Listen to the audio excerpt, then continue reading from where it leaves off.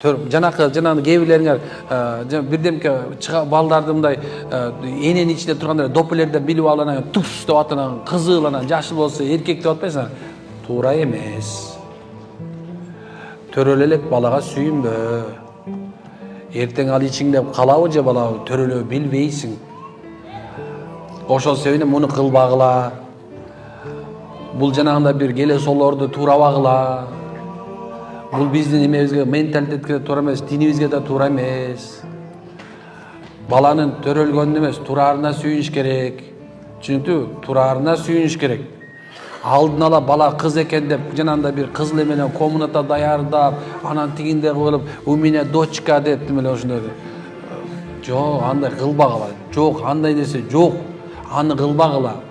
Кудай Таала акырында өзгөртүп коет, ким билесин. Кыз десе эртең эркек төрөлүп калсын деп. Анан кийин эгерде ичиңде чарчап калып жок болуп калдырган болсочу, стресс болуп муун өлүп атканда толтура. Кыргыздар болсо, эмне ошон чарчап калды бир нерсе болуп калса, Кудай берерин унутпасын деп койгон. Ошол себептен биз мындай бир алдын ала даярдаган жакшы эмес бул. Даярданбагыла, кереги жок. Кудай берерин унутпасын.